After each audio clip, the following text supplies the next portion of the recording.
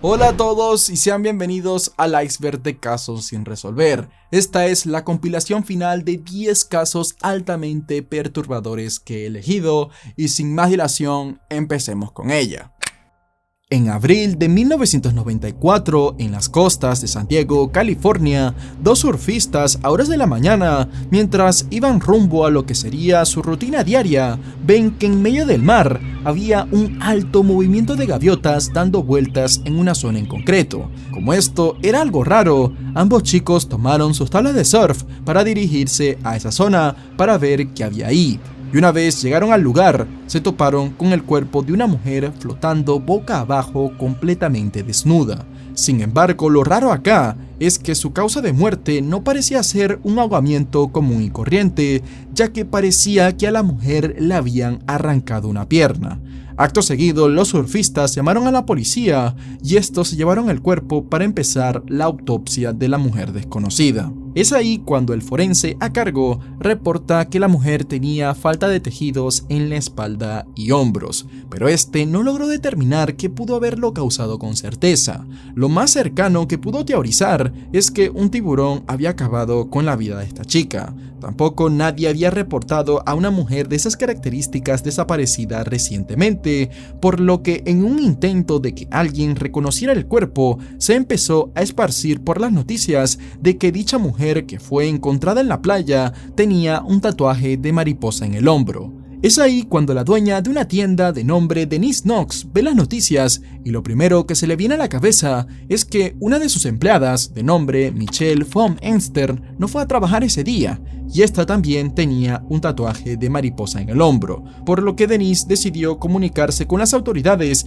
y estos le pidieron que diera más detalles de Michelle para comprobar que en efecto la conocía y la mujer le atinó a todo, hasta que Michelle no se afeitaba las piernas ni las axilas y la identidad de la mujer pudo ser confirmada por una licencia de conducir a su nombre que se encontró en un bolso que estaba en la arena cerca del muelle de Ocean Beach. Tras conocer la identidad de la víctima, la policía de inmediato se puso en contacto con Coco Campbell, quien era la compañera de piso y supuesta mejor amiga de Michelle. Y es que a muchos les pareció raro que la policía la contactara a ella primero que ella a la policía. Y todo empezó a oler mucho más raro cuando Coco habló que la noche antes de la muerte de Michelle, ellas dos habían salido para un concierto de Pink Floyd, pero resultó ser que las entradas que habían comprado era para otra fecha posterior, así que las dos chicas pues no las dejaron ir al concierto y decidieron volver a casa en el auto de Coco.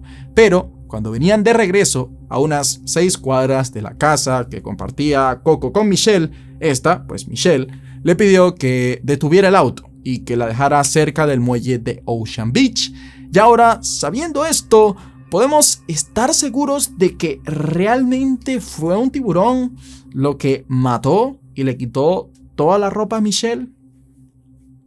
No lo sé. Muchos de nosotros conocemos a personas que les gusta caminar por la playa de noche, pero pocos se meten al mar solos a esa hora y tampoco es que este se encontraba calentito, ya que la temperatura del mar por ese entonces promediaba los 14 grados Celsius. Michelle tampoco se había llevado consigo una toalla o ropa de baño para esa actividad, así que si esto era como decían las autoridades de que fue un accidente o que un tiburón le arrebató la vida a la joven, no creo que al tiburón le hayan salido patas para llevarse a Michelle hasta el mar y quitarle la ropa que por cierto nunca ha sido encontrada. Así que viendo la incertidumbre que giraba en torno a esto, se le asignó al doctor Brian Blackburn hacer una nueva autopsia. Y este hombre determinó que a Michelle, mientras estaba viva, se le rompieron varios huesos, entre esos sufrió una fractura de cuello, costillas y su pelvis estaba separada por la mitad. Además, se cree que murió por una hemorragia interna en conjunto al ahogamiento por el agua.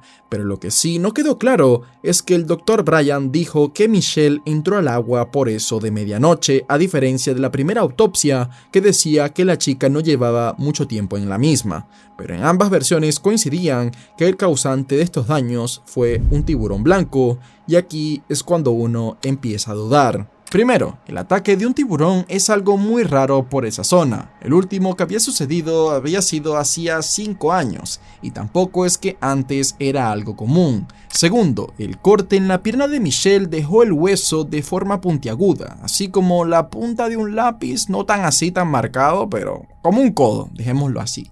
Y así no lo deja un ataque de tiburón. Tercero, los dos forenses no tenían ni idea de cómo eran las heridas causadas por tiburones y el Dr. Bryan lo confirmó, pero dijo que llegó a esa conclusión porque consultó a expertos en tiburones para dar ese resultado. Pero resulta que estos expertos ni siquiera vieron fotos o el cuerpo en persona, solo hablaron con Bryan por teléfono, por lo que el resultado podría estar muy sesgado por lo que Bryan creía que era un ataque de tiburón. Además, luego de ver las descripciones que se dan sobre el cuerpo de Michelle, muchos expertos en tiburones reconocidos han llegado a decir que es imposible que eso haya sido causado por un tiburón. Entonces, si no fue un tiburón, ¿quién lo hizo? Bueno, aquí les van dos teorías. Para que esta teoría cobre sentido, debemos conocer cómo era Michelle. Bueno, Michelle von Emster sufrió una infancia muy dura. Primero, la familia de esta era algo conservadora e iba mucho a la iglesia. Y el problema de esto es que en la iglesia que frecuentaban estaba el padre Gregory Ingels, el cual fue un abusador asqueroso que estuvo aprovechándose de menores de edad desde mediados de los 70s hasta principios de los 2000. Es decir, este tipo, después de este caso y de que se supiera esto, siguió haciendo de las suyas, porque esta historia que les estoy contando es de los 90s, y es que para lavarse las manos, cada vez que una víctima decía lo que este tipo les había hecho, lo cambiaban de iglesia y ya está. Pero con Michelle ni siquiera fue así, ya que ella en una ocasión le comentó a sus padres lo que Ingels le llegó a hacer, y pues es algo de lo que no puedo entrar en detalle, porque ya saben cómo se pone en la plataforma y tampoco aporta nada, pero fue algo terrible. Y a pesar de que Michelle tuvo el valor de decir lo que le hizo Ingels, este de alguna manera logró convencer a los padres de Michelle de que todo había sido un malentendido. Este episodio traumó mucho a Michelle. Ella ya había dejado de sentir confianza en sus padres, y cada vez que la obligaban a ir a la iglesia, tenía que ver a su abusador frente a frente. Situación que hizo que la joven empezara a cada vez ponerse más rebelde, ocasionando peleas en casa. Y el tema escaló cuando ella empezó la universidad, ya que ahí entró de lleno en el mundo de las drogas y el alcohol, haciendo que al poco tiempo abandonara los estudios para ahora comenzar en el mundo del modelaje. Pero el poco optimismo que tenía se le fue cuando le diagnosticaron leucemia, enfermedad con la que batalló por 2 años hasta que por fin la venció, y en honor a ello se hizo un tatuaje de mariposa en el hombro. A pesar de tener una experiencia cercana a la muerte, Michelle siguió con su vida libre de consumir sustancias, salir de fiesta y llegar hasta tarde,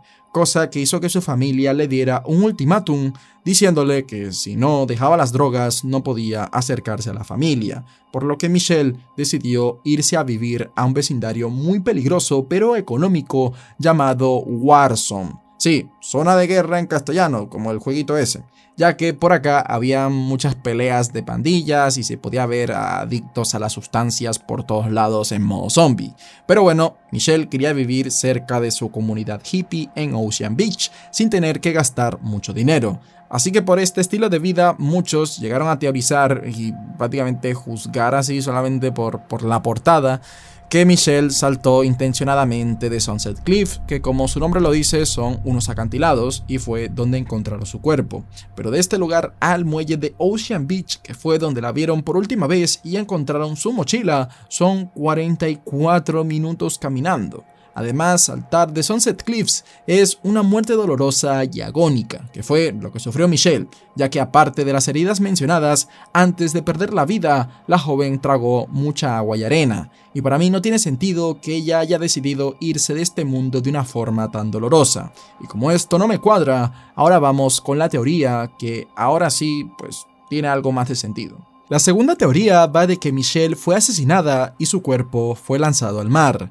Y es que Denise, la dueña de la tienda donde trabajaba, comentó que cuando contrató a Michelle, esta le dijo que había renunciado a su trabajo anterior, que era en una cafetería, porque había un hombre que no paraba de acosarla. Y lo más perturbador de esto es que Michelle nunca supo su nombre, solo que es Steven Moto. Y para sospechar más de esto, Denise reportó que después de la muerte de Michelle, logró ver a un hombre desconocido sacarle copias adicionales al reporte de la autopsia de Michelle, y para sospechar aún más, este también se movía en moto. Sin embargo, esta persona nunca pudo ser identificada, a lo contrario de Edwin Decker, el otro posible sospechoso. Edwin Decker es un personaje bastante peculiar, por así decirlo. Primero, nadie, ni Coco Campbell ni Denise, vinculaban mucho a este hombre con Michelle, pero tras la noticia, Edwin, quien era compañero de trabajo de la víctima, dijo que estaba saliendo con Michelle por ese tiempo, que ambos tenían una conexión intelectual y emocional,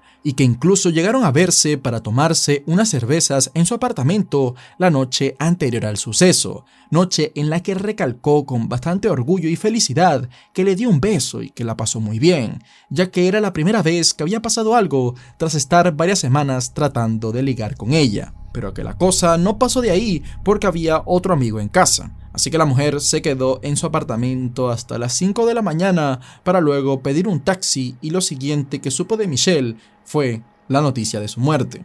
Escuchar esto no hace de Edwin a alguien culpable, pero el hombre no paró de decir cosas raras. Lo primero es que él aseguraba que a Michelle le gustaba hacer surf desnuda y que eso explica por qué fue encontrada sin ropa, cosa que nadie confirma ni vio hacer a la mujer en la vida. Y la otra cosa rara que hizo Edwin fue un poema luego de la muerte de Michelle llamado Ataque de Tiburón, el cual dice así: los informes decían que había un tatuaje, una mariposa en su hombro, justo como el que recuerdo de esa noche en mi sofá, donde como el tiburón mordí sus labios y le quité la camisa. Y a pesar de que esto, por lo menos a mí, se me hace un poema bastante insensible, la policía y las autoridades nunca investigaron más a fondo a Edwin Decker por su posible implicación en el crimen. Es más, la policía a quien más investigó fue a Coco Campbell, la roomie de Michelle, quien también, claro, muchos señalan por dejar a su amiga sola en una zona así en medio de la nada.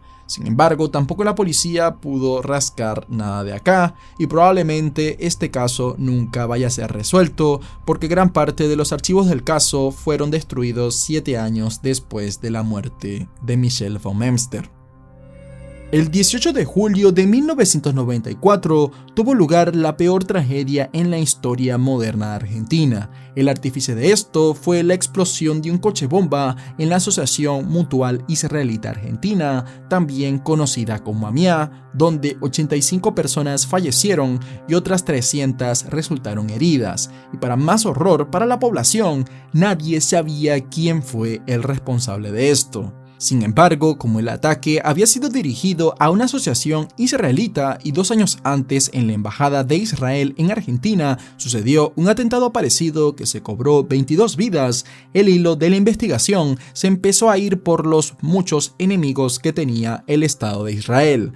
Es así como tras 12 años de supuesta investigación, en el año 2006, durante la presidencia de Néstor Kirchner, el fiscal Alberto Nisman acusó a integrantes de alto cargo del gobierno de Irán de aquel entonces en planificar el ataque, y que este fue llevado a cabo por los miembros de la organización libanesa llamada Hezbollah. Sí, lo pronuncié mal a propósito para que no me censuren el video, pues es difícil hablar de Israel hasta el día de hoy porque ya saben todo lo que está sucediendo por allá, ¿no? Pese a que ante este atentado hay muchas teorías, lo que más tiene forma es que como Argentina tiene la 6ª comunidad de judíos más grande del mundo y su gobierno por ese entonces suspendió un acto de transferencia de energía nuclear a Irán, estos lo eligieron como objetivo. Y como estas acusaciones tenían forma, 8 órdenes de captura fueron emitidas por la Interpol, 7 a funcionarios iraníes y 1 a un ciudadano libanés. Pero ¿cómo la justicia argentina podía estar tan segura de quiénes eran los culpables y quién es Alberto Nisman, el fiscal que tuvo más impacto en esta investigación? Natalio Alberto Nisman, que por cierto también nació en una familia judía, era un abogado penalista egresado de la Universidad de Buenos Aires y empezó su carrera trabajando en el Departamento Judicial de Morón. Además que ahí conoció a Sandra Arroyo, quien más adelante se convertiría en su esposa y sería con quien tuvo 2 hijas. Y pese a tener una familia, Nisman no dejó que las posibles represalias de indagar en este caso lo detuvieran, ya que antes de él pasaron otros abogados, fiscales y jueces que solo movieron unos papeles sobre la mesa y no hicieron nada por lograr encontrar la verdad. Por eso el escándalo fue grande cuando Nisman sacó a la luz sus muchos reportes con cientos de páginas señalando a los posibles culpables, que dentro también había gente de alto rango en el gobierno argentino, como el mismo Mauricio Macri, quien se convirtió más adelante en el presidente de la nación y que por ese entonces era jefe de gobierno de Buenos Aires. También acusó al primer jefe de policía Jorge Elfino Palacios y a la expresidenta Cristina Kirchner. Y así, de un momento a otro, Nisman empezó a tener enemigos muy poderosos dentro de su mismo país. El hombre no le temía nada. Sin embargo, su momento de más notoriedad llegó el 15 de enero de 2015, ya que fue de invitado al programa Dos Voces y ahí materializó con sus propias palabras cuáles eran las conclusiones a las que había llegado con su investigación. Si me pongo a hablar sobre cada detalle de lo que decían los reportes de Nisman, nunca terminaré, y los que me siguen y no son de Argentina se van a quedar como que ¿what? ¿Qué dijo este tipo? No entiendo nada. Así que para hablar de lo más fuerte que dijo Nisman fue que Cristina Kirchner desde el año 2011 se había estado empeñando en limpiar la imagen de los prófugos iraníes en el atentado, siendo esto obviamente un acto de corrupción en el cual obviamente Irán le estaba dando plata al gobierno argentino para que se callara, y así al poco tiempo se desestimaron las órdenes de captura por la Interpol.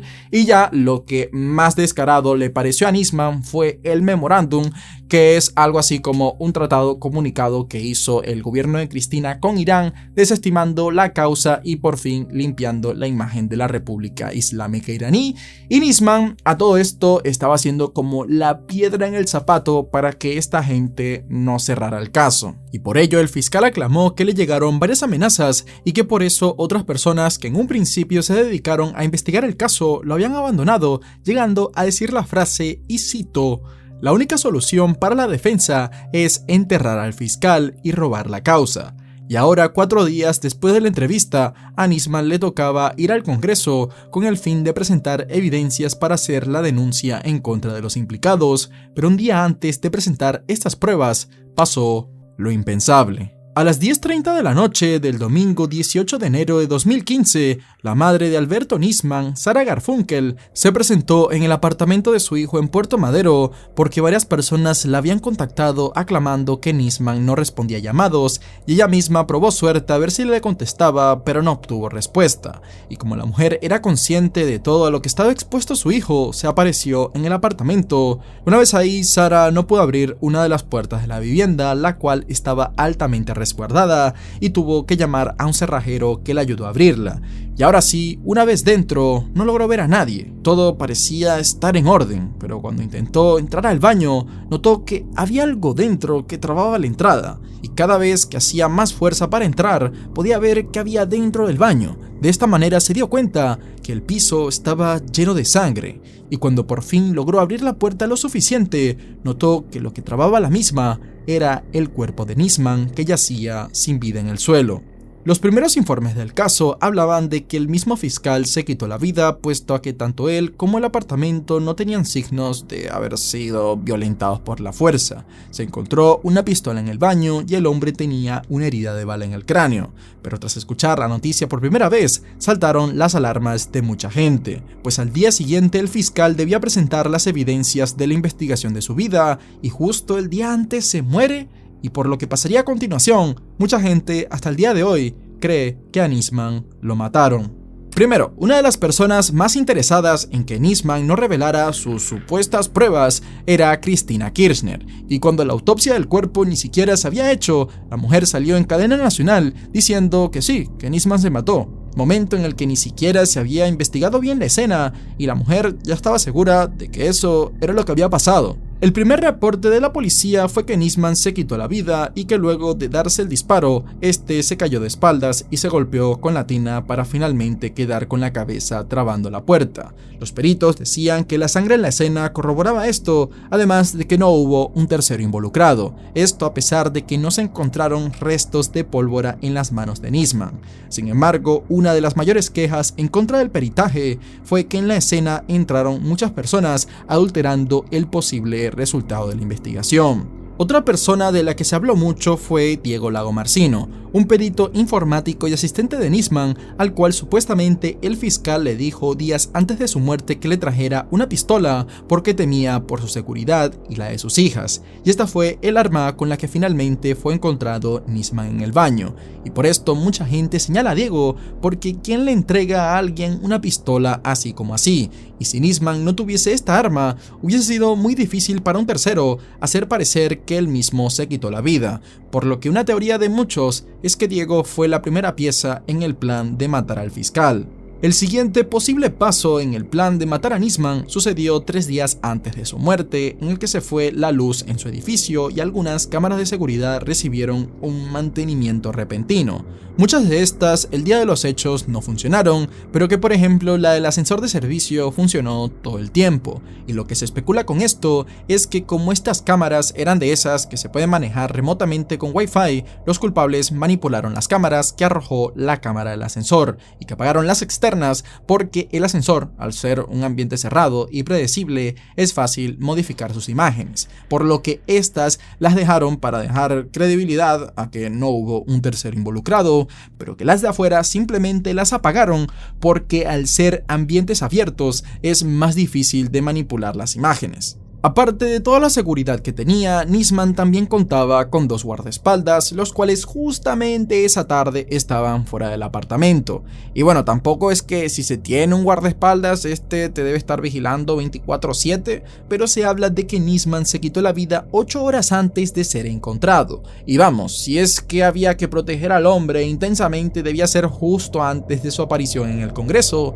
Sin embargo, si no fuera por la madre del fiscal, sus guardaespaldas seguramente hasta el día siguiente no lo hubiesen encontrado. Y es que aún durante estas horas en las que Nisman no respondía a los llamados, su ex esposa Sandra Arroyo llamó a los guardaespaldas preguntando qué era de Nisman, y los tipos estos ni fueron a chequear al fiscal, ni tampoco respondían bien las llamadas, como que estaban siendo bien evasivos, por lo que todo esto también hizo que Sandra estuviera segura todo este tiempo de que a Nisman lo mataron. En septiembre de 2017, Gendarmería Nacional presentó un informe pericial que aclamaba que Nisman fue drogado con ketamina, le fracturaron la nariz a golpes mientras estaba vivo y que fue ejecutado por al menos 2 personas en el baño. Esta versión mucha gente la tomó como cierta, y es que llegados a este punto todo es posible, pero también he de decir que muchos expertos con bastantes pruebas en contra de esta supuesta pericia aclaman que es falsa y poco profesional. Y sé que muchos querrán que yo diga qué es lo que creo del caso, pero la verdad no estoy seguro. Por un lado, me es difícil de creer que Nisman con un arma no haya dejado pistas de haber luchado de vuelta,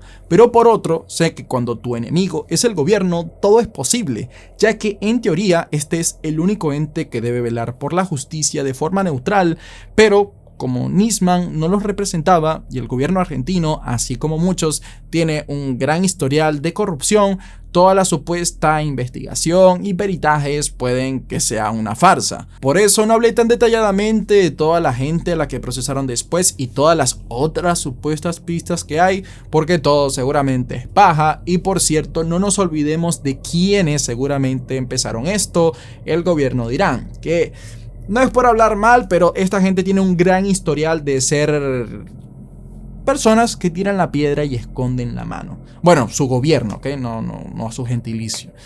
Porque, en serio, es insólito la cantidad de grupos, atentados y muertes de inocentes que ha patrocinado esta gente. Y no digo nada más, porque ya saben cómo termina la gente que habla de esto.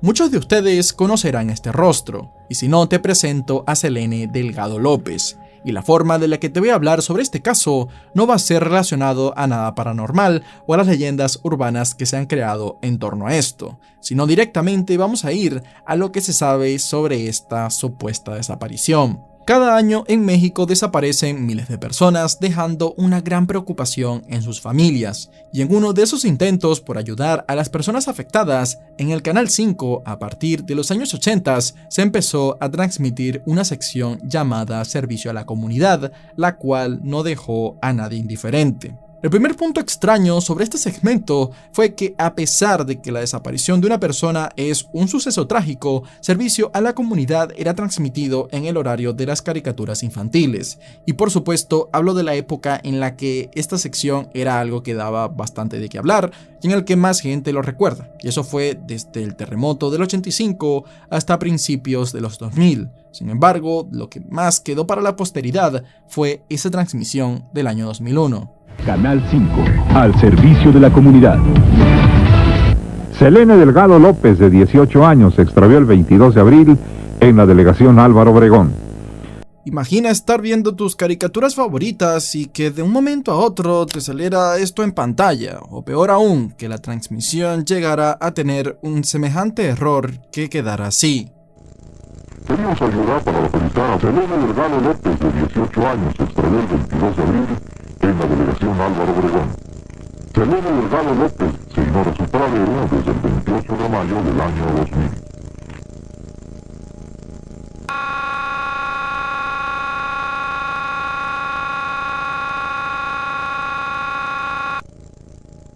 Pues lamentablemente déjame decirte que este último metraje que acabas de ver es una transmisión editada, así como también todas las que tengan este rostro perturbador, que en un principio aterraba a muchos, pero que ahora da risa por el meme de Mr. Increíble Perturbado, pero sin embargo, eso no quiere decir que no haya algo oscuro detrás de esta imagen. En realidad tiene una historia más siniestra que las leyendas urbanas que giran en torno al caso de Selene Delgado, ya que este es un retrato hablado de un verdadero asesino serial. Desde 1992 hasta el año 2003, en Baton Rouge, Luisiana, 7 mujeres y otras 10 posibles más fueron asesinadas durante este periodo de más de una década. Estas mujeres mayormente vivían solas y eran acechadas y estudiadas por un hombre, el cual muchos creían que era blanco. Pero en julio del año 2002, Diane Alexander, una mujer que se encontraba en su casa, notó como un hombre irrumpió en ella,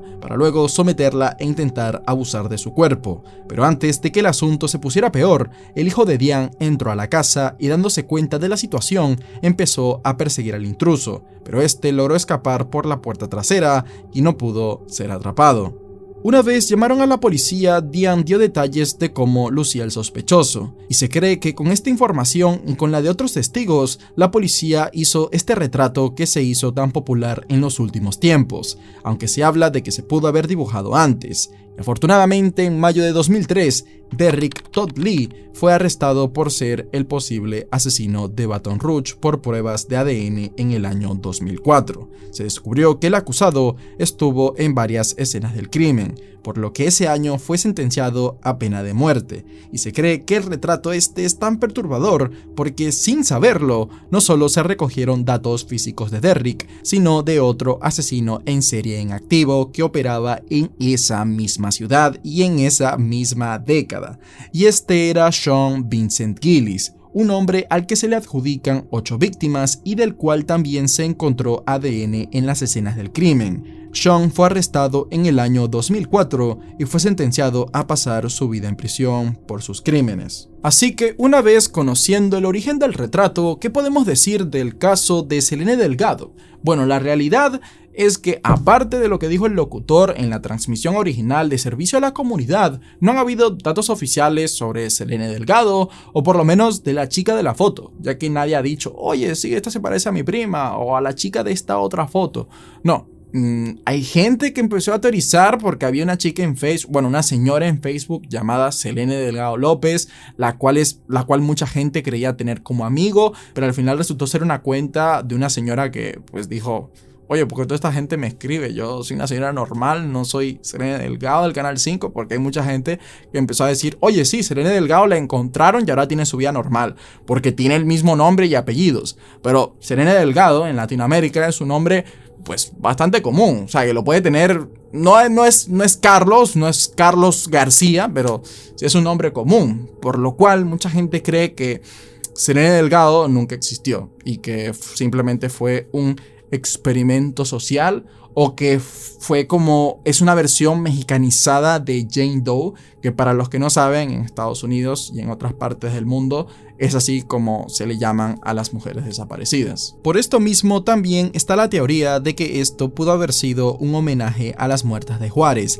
las cientos de mujeres inocentes que han perdido la vida y desaparecido producto del alto crimen en esta zona, o que fue un experimento social por parte del canal. Sea como fuere, no se pueden sacar conclusiones tajantes del caso, ya que como material oficial solo tenemos la transmisión del año 2001, y lo que yo creo es que realmente Selene Delgado sí existió y que fue una de las muchas desapariciones que se viven en esta parte del mundo, de las cuales nunca vamos a tener respuesta y que tanto dolor dejan en la familia afectada. En 1965, dos oficiales de policía recibieron un llamado para hacerle un chequeo a la casa de Fred y Edwina Rogers, quienes eran una pareja de ancianos que vivían tranquilos en un vecindario de Houston, Texas. Este llamado vino por un sobrino de Edwina, a quien le llamaba la atención que su tía llevara tanto tiempo sin responderle las llamadas telefónicas, así que los oficiales se aparecieron en la casa de la pareja para saber qué les había sucedido. Al no ver ninguna señal de vida dentro del hogar, los policías decidieron forzar su entrada a la vivienda, y una vez dentro, estos no notaron nada extraño, pero al llegar a la cocina notaron que había bastante comida regada por toda la mesa principal, pero esta no era comida normal, o sea, comida ya preparada o algo así, sino era como lo que tú tienes dentro de la nevera, ¿sabes? Una jarra de pepinillos, un bote de ketchup, queso, medio limón, y en eso a un oficial le llama la atención el decir como que, oye, si aquí está en la mesa toda la comida de la casa, vamos a ver qué hay en el refrigerador. Y una vez lo abre, le llama la atención de que este está completamente lleno de carne, o sea, carne y de todas las formas posibles, porque la carne estaba lavada, había carne que estaba más o menos envuelta, había carne que estaba en envases plásticos y hasta había carne que estaba simplemente al aire libre ahí dentro de la nevera. Este hallazgo no llamó mucho la atención de los oficiales, ya que por ese tiempo en Texas era bastante común que la gente criara y sacrificara cerdos para tener carne en la nevera por semanas. Pero al echarle un vistazo a la parte de abajo del refrigerador, a uno de los oficiales le llamó la atención algo que se encontraba en la gaveta de los vegetales, y al abrirla se da cuenta que dentro de esta estaban las cabezas de dos señores mayores, y estas dos personas en efecto eran Fred y Edwina Rogers, y lo que los oficiales creían que era carne de cerdo resultó ser que era carne de anciano. Normalmente, cuando ocurre un asesinato de este calibre, las escenas suelen ser muy choqueantes porque hay sangre por todos lados o rastros de resistencia, pero en este caso todo estaba en orden, como si la persona que hizo esto era un profesional tanto de la anatomía humana como cometiendo un crimen, y la policía al analizar la escena determinó que la pareja fue asesinada el 20 de junio, el Día del Padre. La autopsia reveló que Fred fue atacado con un martillo y que Edwina fue golpeada y que luego recibió un disparo por un arma de fuego por detrás estilo ejecución. Según la policía, los cuerpos fueron limpiados y cortados en el baño de arriba, y esta persona sabía lo que hacía, ya que tiró las partes blandas por el inodoro, y en una de las habitaciones se logró encontrar una sierra manchada de rojo, y resulta ser que esta habitación pertenecía al propio hijo de los Rogers, quien ahora pasó a ser el sospechoso principal del caso.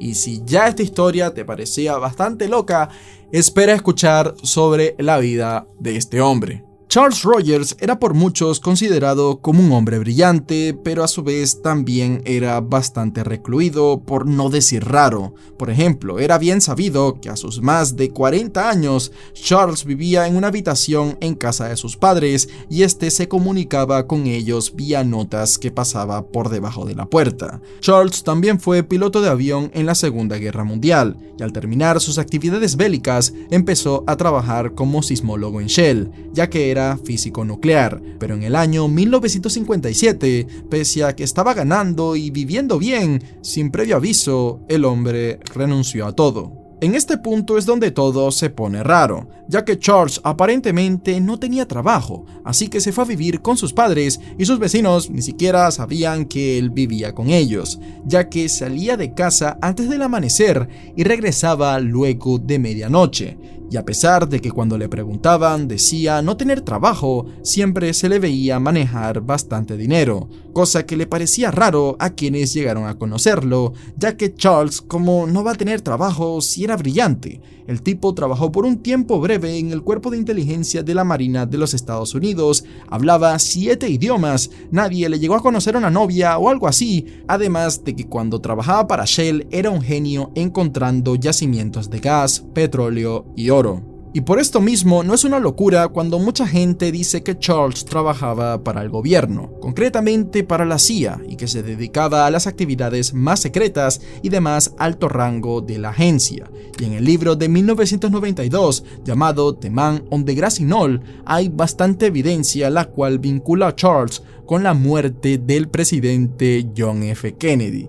Sí, agárrate bien porque hay curvas con lo que vas a ver ahora. Resulta que en este libro se conspira que Charles era un agente de la CIA que se había postulado para hacerse pasar por Lee Harvey Oswald, quien es oficialmente el hombre que fue encarcelado por darle el famoso disparo al presidente Kennedy. Pero ya saben que con este caso hay muchas teorías, de las cuales de por sí dan para un video entero, pero vamos a hablar de que Charles da para una de ellas, y de lo que muchos hablan es que nuestro protagonista era uno de los 3 vagabundos, o mejor conocido como 3 Trumps, que fueron arrestados en la Dealey Plaza después del atentado. Y es que muchas teorías salieron porque en las imágenes del suceso se le ven mucho a estos 3 hombres sospechosos que se cree que eran parte de la conspiración en contra de la muerte de Kennedy. Y esto puede que tenga sentido porque Charles era de Texas, el mismo estado donde sucedió el atentado.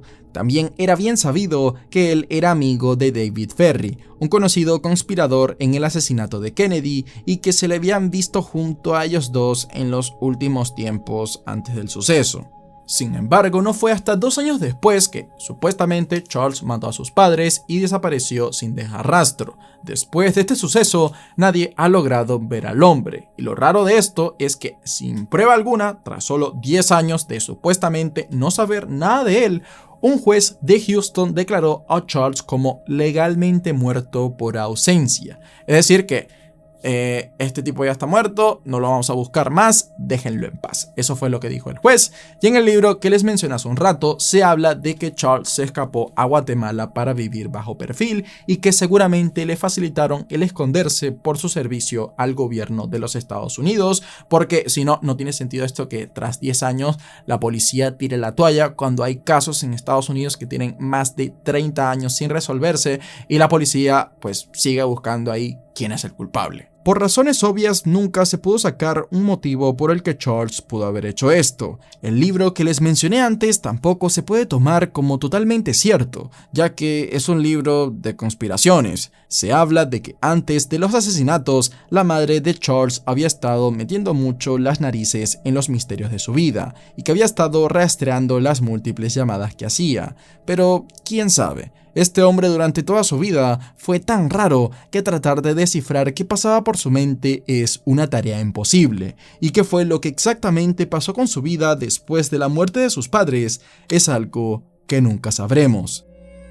En la mañana del 15 de agosto del año 2006, en el exclusivo distrito de San Isidro en Lima, Perú, Simón Huarcaya, el mayordomo de la empresaria Miriam Pfeffer, como todas las mañanas, entró a la habitación de la mujer con el fin de entregarle el diario matutino. Pero Simón, tras abrir la puerta, se daría cuenta de que habían rastros de sangre esparcidos por toda la habitación. Además que la mujer tenía moretones que demostraban que le habían caído a golpes antes de ser estrangulada por un cable de computadora. Al momento todo esto no se había determinado, ya que el mayordomo lo primero que hizo fue despertar a los hijos de Miriam, Ariel y Eva Bracamonte, quienes al momento también vivían en la casa, y estos llamaron a una ambulancia con la esperanza de salvar a su madre, pero no. Al ser examinada por expertos, se determinó que Miriam Pfeffer, de 51 años, había sido asesinada. Lo primero que le pareció raro a los investigadores del caso es que, a pesar de ser alguien con mucho dinero y con cosas de valor en su lujosa casa, esto no parecía ser el motivo del crimen, ya que solo faltaba una laptop, el teléfono de la víctima y un poco de dinero en efectivo, por lo que lo más probable es que alguien cercano a Miriam había hecho esto. Al escuchar este caso por primera vez, no paraba de decir pobrecita Miriam.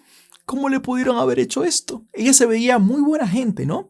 Pero luego, investigando ahí un poco más y dándome cuenta de lo que ella hizo 8 años atrás con su padre, me hizo decir, con que las cosas en esta familia son así. Y pasa que los Pfeffer tenían todo este dinero porque el padre de Miriam, Enrique Pfeffer, tenía varias inversiones inmobiliarias, por lo que era bien conocido que el señor manejaba bastante plata. Y como en sus últimos años de vida estaba delicado de salud, producto de la diabetes que padecía, en los Pfeffer era un tema de conversación oye, este viejo se va a morir y no sé ustedes, pero yo quiero tener más herencia que mis hermanos. Y el tema es que Enrique Pfeffer tenía 4 hijos con su esposa de toda la vida y a Miriam la tuvo producto de una relación con una mujer con la que nunca se casó llamada Clorinda Salleres. En el año 1998, Enrique decidió darle a sus 4 hijos 2/3 de la herencia, mientras que el otro tercio iba a ir solo para Miriam. Y como el señor tenía un patrimonio de casi $8 millones, a Miriam le tocaron 2.5 millones, hecho que hizo que sus medios hermanos se molestaran con ella, pero lo insólito vino al año siguiente. En una tarde de noviembre de 1999, Miriam Pfeffer decidió consentir a su padre haciéndole una torta como merienda. Enrique era diabético, por lo que Miriam le dijo que no se preocupara, que el postre iba a estar endulzado con edulcorante. De esta manera, después del almuerzo y de degustar el postre, Enrique se encerró en su habitación a tomar una siesta. Pero mientras el señor se encontraba en su cama, estando a punto de quedarse dormido, sintió que alguien se le estaba acercando, y cuando abrió los ojos, vio que Clorinda, la madre de Miriam, estaba por clavarle una jeringa. Pero con las pocas fuerzas que le quedaban, Enrique pudo detener que se le inyectara el misterioso líquido que llevaba Clorinda y logró pedirle auxilio al personal de la casa, de manera que de inmediato fue llevado a urgencias. Una vez lo lograron estabilizar, a Enrique no le quedó duda de que la torta que le preparó su hija Miriam tenía algún sedante, y que este tenía como fin el facilitarle a su madre que se le inyectara glucosa para matarlo, ya que por su condición esto iba a hacer que el hombre hubiese muerto por un coma diabético y seguramente nadie se hubiese dado cuenta que fue asesinado. Como consecuencia, lo único que se sabe es que Enrique puso una denuncia inicial, pero nada más. No hay registro de que alguien fue arrestado por el hecho, aunque de lo que sí quedó registro fue que 3 años después Enrique desheredó a su hija Miriam dándole su parte a su nieta Eva Bracamonte, por lo que esto no era un castigo como tal para Miriam, ya que su hija iba a heredar la fortuna, la cual se empezó a repartir el 7 de agosto de 2003, fecha en la que Enrique Pfeffer falleció. Ahora, conociendo esto, había que descubrir quién asesinó a Miriam Pfeffer. Como pueden ver, la mujer tenía varios conflictos con su familia incluso antes del intento de asesinato a su padre, pero sin embargo, desde un principio, todas las sospechas cayeron en los hijos de Miriam, Eva, quien al momento tenía 18 años, y Ariel, de 17, pero el caso se quedó estancado por falta de pruebas. En el año 2009, después de estar mucho tiempo sin avances en el caso, el colombiano Alejandro Trujillo Ospina, quien estaba recibiendo una condena en Argentina por extorsión, se la pasaba presumiendo que él había asesinado a una señora millonaria en Perú, y es que él era un completo psicópata. Tenía decenas de cargos en contra en Perú, Colombia y Argentina, pero como el caso de Miriam pesaba mucho en Perú, a Alejandro se le hicieron pruebas de ADN y se determinó que su sangre también estaba en la escena del crimen y en las uñas de la víctima.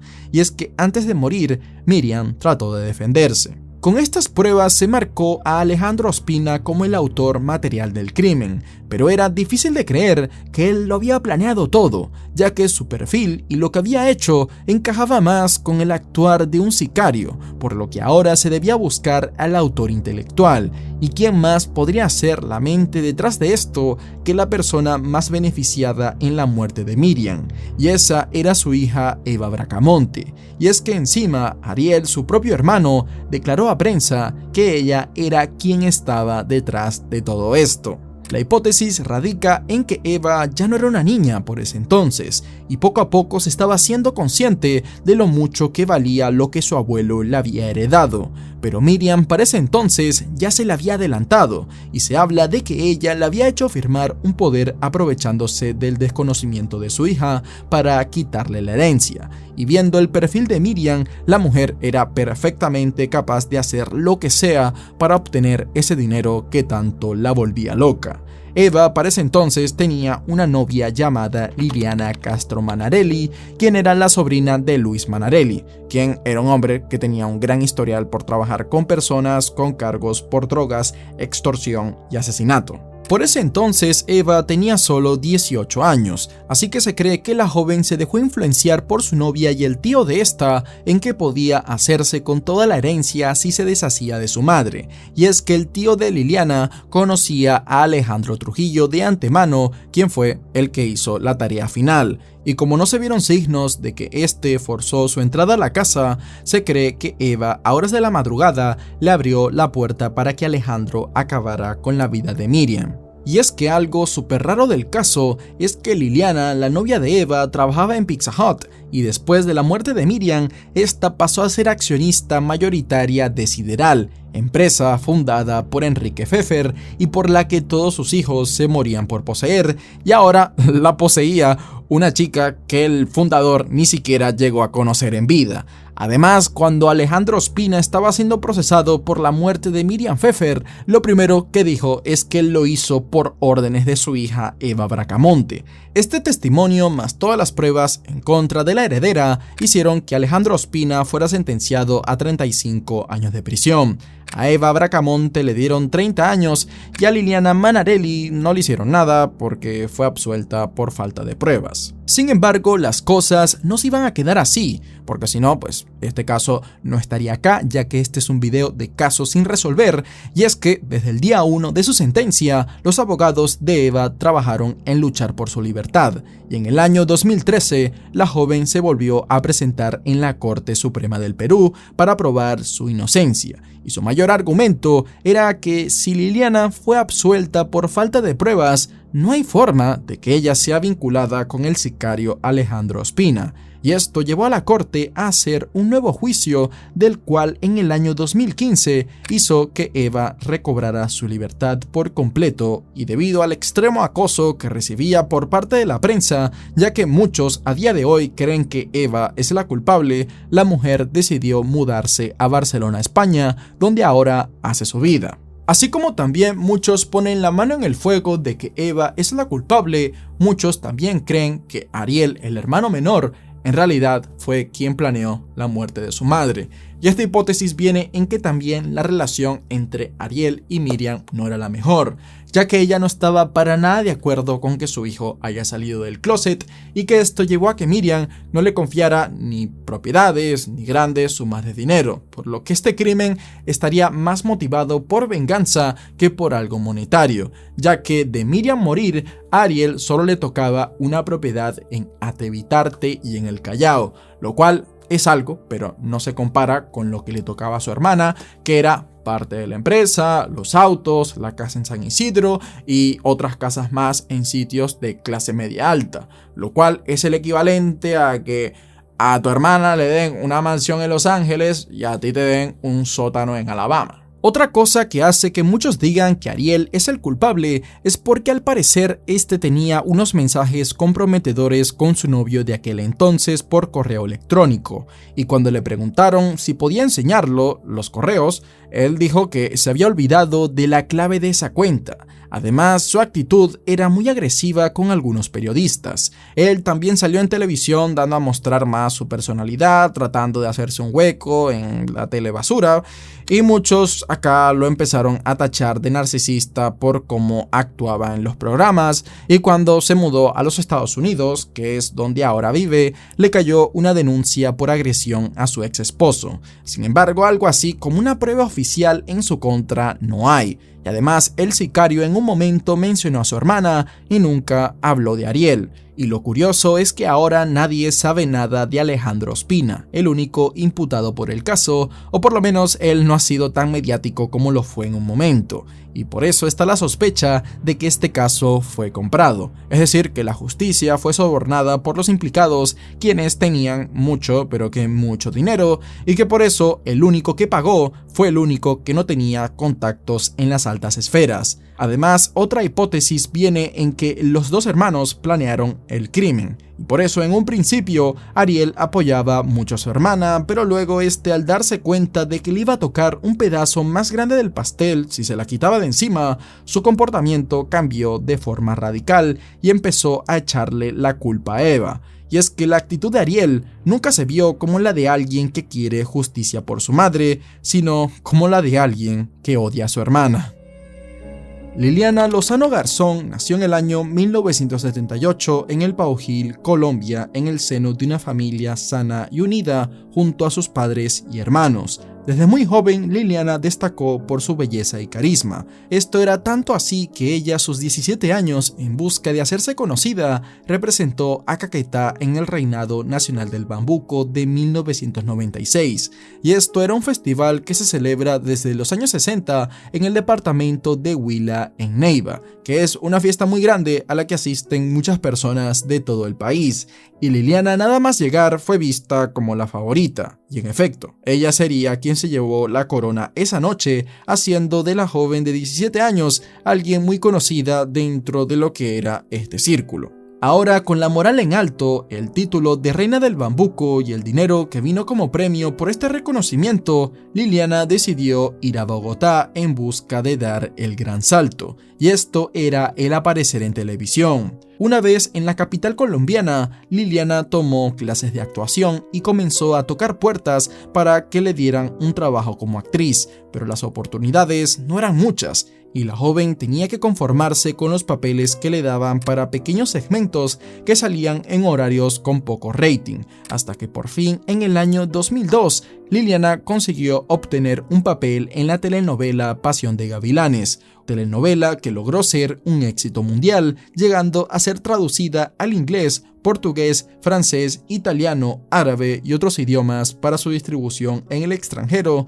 llegando a ser una de las telenovelas más reconocidas de todos los tiempos. Así que a pesar de que no tenía un papel como protagonista, esta aparición hizo que llamaran a Liliana para interpretar otros papeles en telenovelas, así como también para series y películas. En su vida amorosa, Liliana fue vista teniendo un romance con el futbolista colombiano Faustino Aspirilla y con el actor venezolano Pablo Martín, pero el amor que más marcó a la joven actriz lo conoció en la Navidad del año 2006, un empresario que se presentó ante ella con el nombre de Daniel Felipe Santamaría. Este hombre tenía unos 17 años más que Liliana, la actriz tenía 28 y Daniel tenía 45. Pero según Marilyn Patiño, una actriz y amiga cercana a Liliana, este señor se ganó el corazón de la actriz al contarle que tenía negocios en México, Venezuela y España, aparte de Colombia, y este respaldó sus palabras con muchos regalos como viajes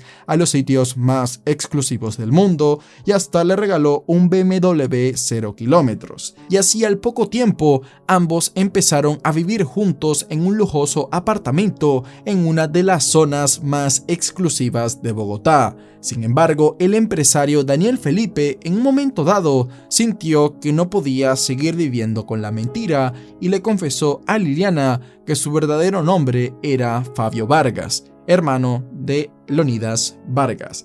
jefe del cartel de Caquetá, un hombre que llevaba décadas siendo un capo del narcotráfico, teniendo conexiones por todo el mundo, así que obviamente toda la riqueza que movía a Daniel, que ahora voy a llamar Fabio Vargas, era dinero sucio. A pesar de que era un personaje público y que a muchas mujeres les aterra bastante tener un hombre así a su lado, para este entonces Liliana se había enamorado de Fabio. Ella sentía amor de verdad por él y seguramente pensó que si nada malo le había pasado a Fabio por todo este tiempo que había estado trabajando en este mundo, lo más probable es que a ella tampoco. Sin embargo, a finales del año 2008, la pareja se separó en buenos términos y así se le vio a Liliana celebrar la llegada del año 2009 soltera junto a su familia. Pero algo raro estaba pasando con ella, como que no estaba tan cercana con aquellos que la conocían desde hace tiempo y de un momento a otro la mujer decidió alejarse de su familia diciendo que tenía que irse de viaje sin especificar a dónde iba, y para activar más las alarmas en todos, desde que Liliana se fue no volvió a contestar mensajes ni llamadas, simplemente se fue. Finalmente, tras estar varios días esperando una llamada por parte de su hija, sonó el teléfono de la madre de Liliana. La mujer, con la esperanza de saber algo de ella, respondió al llamado, y ahí le dieron la triste noticia de que su hija Liliana Lozano fue encontrada sin vida en unos matorrales cercanos a una finca perteneciente a Fabio Vargas en las afueras del municipio de Pradera, Valle del Cauca. Junto a ella también se encontró el cuerpo de Fabio, su expareja, y a nadie le entraba por la cabeza cómo había sucedido esto. Además, a todo había que sumarle a que muchos no sabían las andanzas de Fabio, pero al poco tiempo se armó el por qué sucedió esto. En el año 2006, Leonidas Vargas, la cabeza principal del cartel de Caquetá, fue detenido en Madrid, España, por tráfico de sustancias y crimen organizado. El hombre fue atrapado por las autoridades aeroportuarias españolas mientras llevaba un pasaporte falso con el cual se hacía pasar por venezolano. Leonidas todos estos años había estado batallando por su libertad, y como este sufría de una grave enfermedad pulmonar y los médicos le daban pocos años de vida, un juez español acordó la libertad del capo por una fianza de 200.000 euros. Es así como desde octubre del año 2008, Leonidas se encontraba internado en el Hospital 12 de Octubre en Madrid por un problema de hipertensión. Pero de la nada, el 8 de enero de 2008, el capo fue asesinado a tiros por dos sicarios que irrumpieron en el centro médico. El hombre recibió 4 disparos con silenciador y murió en el acto. Tras esta noticia, Liliana le dio el sentido pésame a Fabio Vargas por la muerte de su hermano, y al día siguiente estos decidieron reunirse en Valle del Cauca. He aquí el porqué del viaje tan repentino de la actriz que sorprendió a su familia, y lo que sucedió a continuación no queda claro, pero por cómo se encontraron los cuerpos en la finca, se cree que varios hombres irrumpieron en ella mientras Fabio y Liliana estaban durmiendo. Ambos fueron amarrados y torturados. Esto se cree porque los sicarios querían que Fabio les revelara dónde se encontraba el dinero o algunos bienes de su hermano. Hasta para ello se habla de que hasta abusaron de Liliana para llevar a Fabio al límite y finalmente a la pareja le arrebataron la vida. Ante este suceso, las teorías son muchas, pero lo más sensato, a mi parecer, fue que con la muerte de Leonidas Vargas, sus enemigos o personas que querían para sí los beneficios de su negocio, decidieron borrar del camino a su hermano Fabio para así quitarse un posible problema futuro. Y lamentablemente, Liliana se juntó con la persona equivocada en el momento equivocado. Y lo más probable es que nunca se vaya a hacer justicia por la muerte de esta tan talentosa actriz.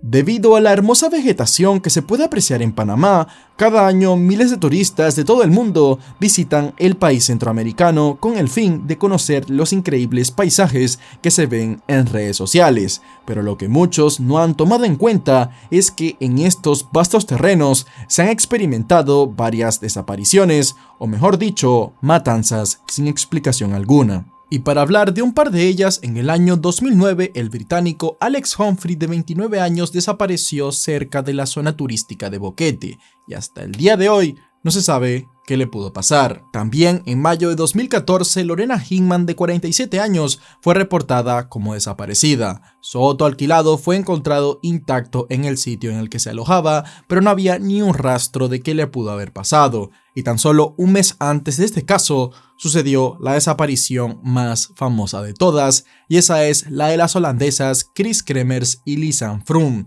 Y este caso, al ser tan popular, no pensaba que iba a ser tan interesante y perturbador como terminó siendo. Chris Kremers, de 21 años, y Lisanne Froome, de 22, eran dos jóvenes holandesas que emprendieron un viaje a Panamá con el fin de conocer la naturaleza, hacer voluntariado y empaparse de la cultura local. Sin embargo, el 1 de abril del año 2014, las jóvenes decidieron emprender solas una caminata hacia los adentros de los bosques nublados que rodean al volcán Barú a través de un sendero llamado El Pianista. Un viaje popular entre los senderistas que toma unas 4 y a lo mucho 6 horas caminando, pero sin saberlo, a partir de este momento iban a pasar cientos de horas y nadie iba a saber nada de las turistas holandesas. Para esta caminata, las chicas habían llevado consigo al perro de sus anfitriones y por eso las alarmas se activaron cuando el perro volvió a casa y no había rastro de las chicas por ningún lado.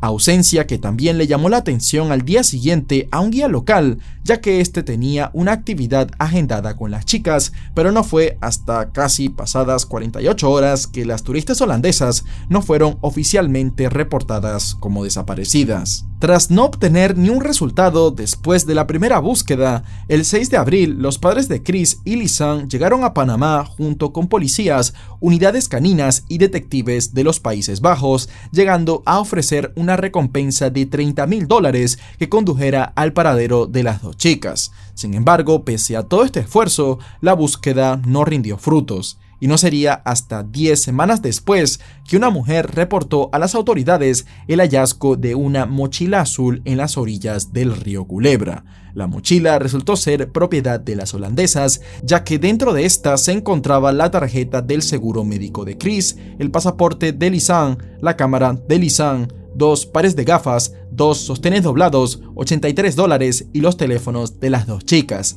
Todo se encontraba en muy buenas condiciones, lo cual era súper raro, ya que supuestamente esta mochila tuvo que pasar por decenas de días a la intemperie sin que nadie se la topara, y si a las chicas les pasó algo, ¿por qué su mochila estaba intacta? Además, la mujer que la encontró afirmó que el día anterior pasó por ahí y no la vio, y la teoría en un principio estaba de que la corriente del río dejó la mochila en la orilla del río, pero esto no tiene sentido, ya que la mochila no era a prueba de agua, y de ser así es imposible que se encontrara en tan buen estado. Era como si alguien la hubiese querido dejar ahí para darle una pista a la policía. Así que viendo esto, las autoridades empezaron a revisar hasta el más mínimo detalle de la mochila. Al revisar los teléfonos de las chicas, se demostró que a las 6 horas del comienzo de su caminata, la cual se cree que empezó a las 10:30 de la mañana, llamaron al 112, el número de emergencias internacional de Países Bajos. Al no obtener éxito, luego llamaron al 911, pero igual seguramente debido a la poca señal que había, no lograron contactarse con una operadora. Lo raro de esto es que las chicas intentaron llamar a emergencias en 8 ocasiones, ninguna sin éxito, y la última de ellas se reporta que fue el 3 de abril, es decir, 48 horas después del inicio del viaje, pero no se sabe si es que fueron las mismas chicas quienes hicieron estos últimos llamados o si fue alguien más, ya que por ejemplo el iPhone de Chris fue encendido hasta el 11 de abril, es decir 10 días después de su desaparición, lo cual es una locura, y desde el día 5 de ese mes se registra cómo alguien encendió el teléfono en numerosas ocasiones, pero en todas puso el PIN de desbloqueo incorrecto, y ya con toda esta evidencia estaba más que claro que alguien estaba detrás de esto, no una bestia del bosque o un fantasma, sino un ser humano. Y si todo esto te parece poco, la mayor evidencia de que algo raro pasó acá está en la cámara fotográfica de Lisanne. Primero, en las fotos solo se les ve a las dos chicas sonrientes, aunque al cabo de un rato a estas se les ve más serias y como que en los adentros del sendero, lo que indica que se habían perdido de la ruta usual. Pero lo perturbador, y se me pone la piel de gallina cuando hablo de esto, es que una semana después, momento para el cual se cree que las chicas ya habían muerto, se tomaron 90 fotos de madrugada. De estas no se veía mucho, solo eran como de alguien que había aprendido a usar una cámara y las fotos solo apuntaban a rocas o montículos de tierra, y se dice que en una de ellas, en concreto la foto 580, la cual es la que estás viendo ahora mismo, capturó la parte trasera de la cabeza de Chris. Pero si tan solo esta foto estuviera un poco más alejada de la joven, pudiéramos recibir una pista de cuál era su estado en ese entonces. Hay algunos que dicen lograr ver sangre en el lado izquierdo, o que en realidad esta no es la parte trasera de la cabeza de Chris, sino que tenía su cabello por encima del rostro. Pero lamentablemente nada oficial se puede sacar de esto. Sin embargo, puede que la cámara sí que capturó alguna foto comprometedora, y esta es la foto 509, foto que aparentemente sí se tomó en el registro de la cámara, pero no está. O sea, en serio, de verdad estoy narrando esto y se me pone la piel de gallina con este caso. Pero bueno, esta foto no está, y está como que si alguien la borró. Y quien más o menos sepa de informática sabe que cuando tú borras algo de un dispositivo, sabes que, o sea, como que eso no se elimina, sino lo que se elimina es el acceso a ese archivo, por lo que es fácil de recuperar si no ha pasado mucho tiempo. Pero ni con todos los esfuerzos del equipo forense holandés se fue capaz de recuperar esa foto, por lo que muchos llegaron a teorizar de que para que eso sea posible, alguien llevó la cámara a un ordenador, la conectó, y sabiendo lo que hacía perfectamente, la eliminó de forma que nunca se pudiera recuperar. Pero si esta persona quiere eliminar toda evidencia, ¿por qué no simplemente destruyó la cámara? Nadie sabe. 2 meses después de toda esta montaña rusa llena de misterios, un guía local hizo un hallazgo que confirmó lo que ya muchos pensaban, y es que cerca de la misma orilla del río Culebra se encontró una pelvis y un pie humano dentro de una bota. Y por si esto no era lo suficientemente raro, se demostró tras unas pruebas de ADN que la pelvis le pertenecía a Chris, y esta se encontraba completamente blanqueada, es decir, sin nada de carne, como una pelvis que te puedes encontrar en un museo o en un esqueleto así a tamaño real. Claro está, salvando las distancias. Y el pie encontrado en la escena resultó ser de Lisanne, pero este todavía tenía tejidos blandos con él, además que el corte que tenía parecía ser completamente limpio. Junto a estos hallazgos también se encontraron otros 33 restos óseos, pero ninguno de estos tenían marcas de balas, garras o marcas de dientes, y pese a todas estas pruebas, las autoridades llegaron a decir que esto fue un accidente o algo así como una caída lo que provocó la muerte de Lisanne y Chris, cosa que alimenta la teoría que muchos hablaban de que el gobierno de Panamá encubrió este crimen para no dañar el turismo local, ya que esta es una de las principales fuentes de ingresos del país. Y por si crees que lo raro termina acá, frase que ya he dicho en este video más que en ningún otro, cabe mencionar que hasta la fecha 5 personas relacionadas con las actividades de las chicas en Panamá han muerto, no de vejez o por enfermedad, sino que han sido asesinadas,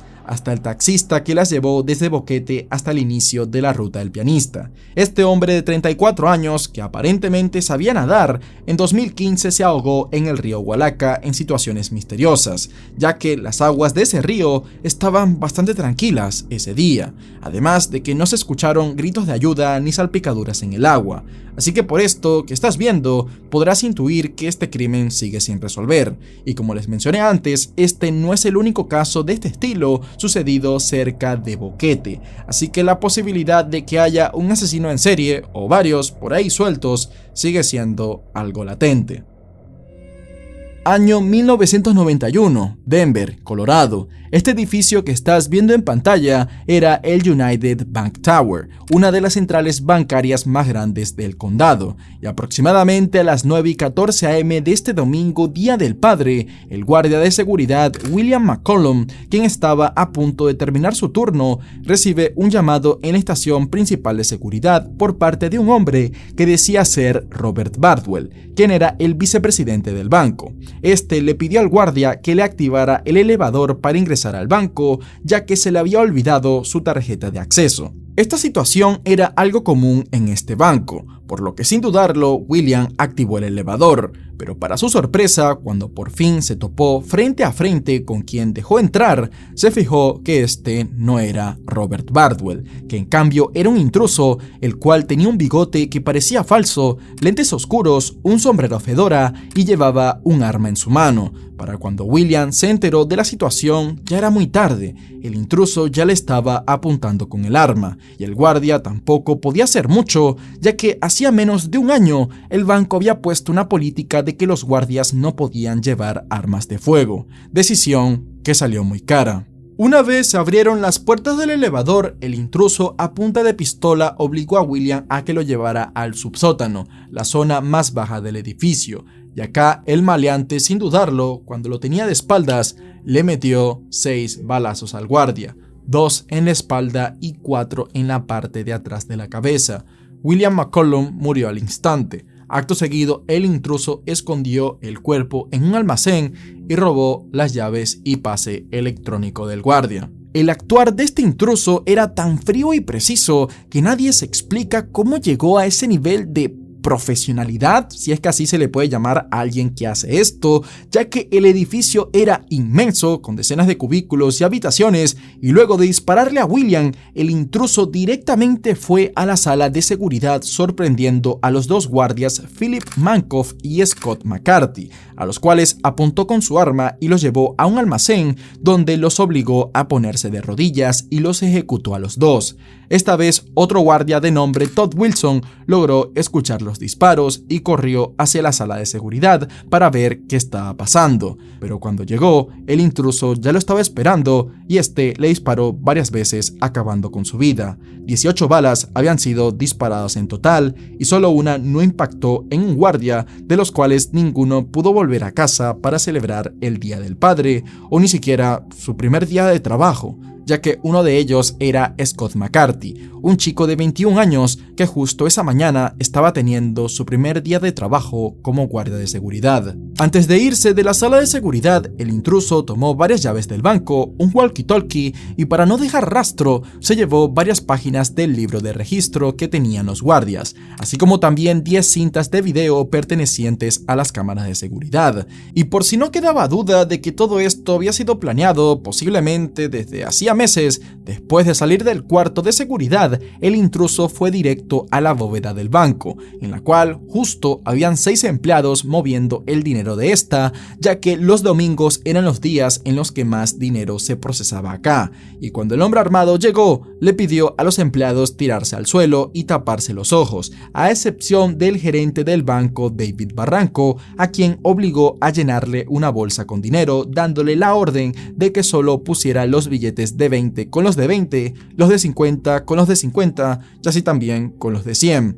También amenazó con dispararle si se daba cuenta de que había puesto un dinero falso, o ya saben, algún fajo que tenga una bomba de tinta, que es un mecanismo que usan varios bancos en los que luego de que el ladrón se lleva el dinero, sale un chorro de tinta que mancha todos los billetes. A pesar de que en la bóveda había más o menos $2 millones en efectivo, el ladrón solo se llevó alrededor de unos 200,000 en la bolsa. Bueno, solo no, pues, también esto es bastante plata, pero se podía haber llevado más, ya cualquiera le puede la ambición, y este seguramente hizo esto para no irse tan pesado, o sea que era hasta experto en eso, y antes de irse ordenó a todos los empleados a arrastrarse hacia una pequeña habitación cercana al baúl, donde los empleados quedaron encerrados por unos 20 minutos, momento para que cuando salieron la policía ya había llegado y no había rastros del ladrón por ningún lado. Si una sola persona debía ser un robo de banco, este hombre lo había hecho perfecto. Los empleados del banco que llegaron a verlo aclamaron que parecía ser alguien que estaba en sus 50s.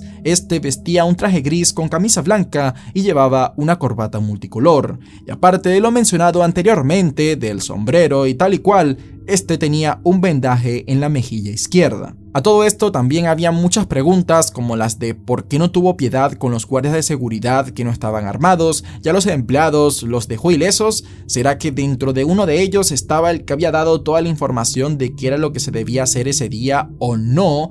Ya que al parecer el ladrón no quería dejar evidencias, pues resulta ser que este, aparte de llevarse las cintas de video, se llevó los casquillos de las 18 balas que disparó. La única evidencia que había dejado eran los proyectiles de estos, y al dispararle a uno de los empleados hubiese dejado casquillos, y él, una vez llegó a la bóveda, sabía que le quedaba poco tiempo para andar recogiéndolos, y por eso también solo se llevó $200,000. Y es increíble que desde que sometió a los empleados hasta que salió del banco con el dinero pasaron solo 8 minutos. La hipótesis que tenía más sentido para los investigadores era que el culpable era un antiguo empleado del banco, posiblemente un guardia de seguridad, y es que por lo rápido que hizo todo, no quedaba duda de que él sabía perfectamente dónde estaban muchas habitaciones, y eso no es algo que se sabe fácil porque alguien te sople la información, sino que obtienes por haber estado antes ahí. Así que sabiendo esto, el primer sospechoso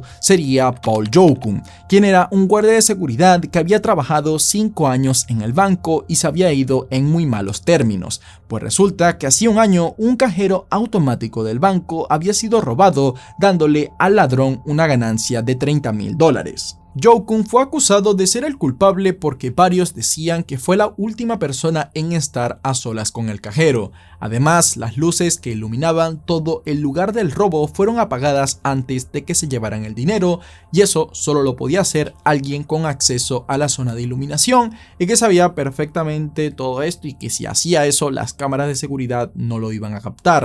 Joukun también vivía a 10 cuadras del banco, por lo que la policía fue a interrogarlo y el hombre confesó como que parcialmente que tenía pensamientos negativos hacia la gente del banco, así que lo arrestaron, lo llevaron al juicio y el juez lo absolvió del caso. Después de esto, Joukun dejó su trabajo en el banco y mucha gente, pero que mucha gente que lo conocía, decía que era alguien muy raro y que encajaba perfectamente en el perfil del asesino de los 4 guardias. Un par de oficiales registraron la casa de Joukun y ahí descubrieron que tenía 11 cargadores rápidos y 26 cajas de munición del mismo calibre del arma del asesino, que era un revólver calibre 38. Sin embargo, la mayor prueba que lo incriminaría se encontraba en su auto. Acá había un diario en el que tenía una parte que explicaba que él buscaba venganza por aquellos que le arruinaron la vida y que lo iba a hacer así muriera en el intento. Y pues pasa que a pesar de quedar en libertad por el juicio, Joukun le tuvo que pedir dinero prestado a su padre para los abogados,